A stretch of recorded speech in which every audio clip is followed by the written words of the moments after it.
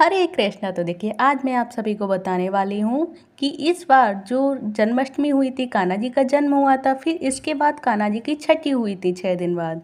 तो अब आएगा कान्हा जी का कुआं पूजन। कि इस बार कान्हा जी का कुआं पूजन यानी माता यशोदा जो कान्हा जी का कुआं पूजती हैं जन्म देने के बाद, छठी होने के बाद, वो कब पूजा जाएगा। तो इस वीडियो में मैं आप सभी को यही बताने वाली हूँ कि कब पूजा जाता है, कृष्ण जी का कुआं पूजन कब होगा।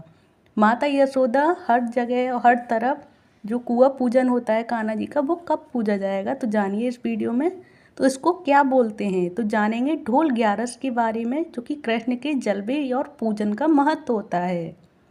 इसको कुआं पूजन को ढोल ग्यारस के नाम से भी जानते हैं।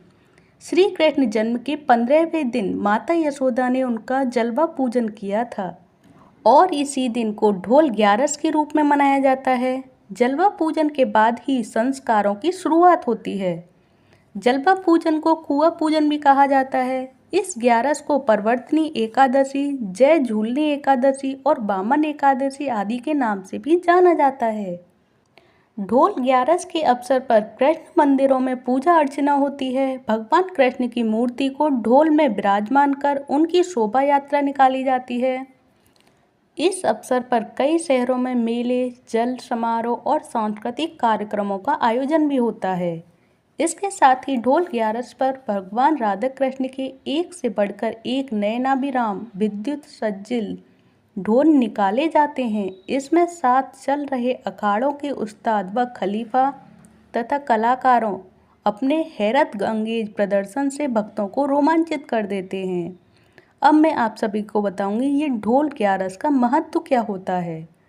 तो शुक्ल पक्ष की एकादशी तिथि को चंद्रमा की 11 कलाओं का प्रभाव जीवों पर पड़ता है। फलतः शरीर की अस्वस्थता और मन की चंचलता स्वाभाविक रूप से बढ़ जाती है। इसी कारण उपवास द्वारा शरीर को संभालना और इष्ट पूजन द्वारा मन को नियंत्रण में रखना एकादशी व्रत विधान का मुख्य रहस्य है। और इस दिन भगवान करवट लेते हैं, इसलिए इसको परवर्तनी एकादशी भी कहा जाता है। इस दिन व्रत करने से वाजपेयी यज्ञ का फल प्राप्त होता है। जो मनुष्य भगवान विष्णु के वामन रूप की पूजा करता है उससे तीनों लोग पूज्य होते हैं। एकादशी तिथि ग्यारस का वैसे भी सनातन धर्म में बहुत महत्व बताया गया है। ऐसी मान्यता है कि ढोल ग्यारस का व्रत रखने से बगैर जन्माष्टमी का व्रत पूर्ण नहीं होता, यानी ढोल ग्यारस का व्रत रखना जरूरी चाहिए, क्योंकि इससे जन्माष्टमी का व्रत पूर्ण नहीं माना जाता। एकादशी तिथि में भी शुक्ल पक्ष की एकादशी को श्रेष्ठ माना जाता है।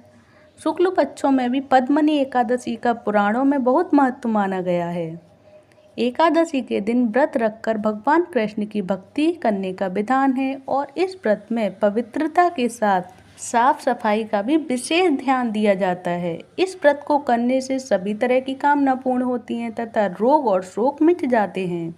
तो ये रही ढोल ग्यारस की किस दिन हमें भगवान कृष्ण जी का पूजा उत्सव करना है, कुआं पूजन करना है। और यशोदा माता की जगह जगह जो जहाँ जहाँ मंदिरों में कृष्ण जन्माष्टमी मनाई गई थी, वहाँ वहाँ मंदिरों में यशोदा जी बनाई जाती हैं और उनका कुआं पूजन बड़ी धूमधाम के साथ निकाला जाता है। तो इस दिन कौन से दिन हो रहा था ये मैंने आप सभी को क्लियर कर दिया कि ये ढोल ग्यारस किस दिन होगा।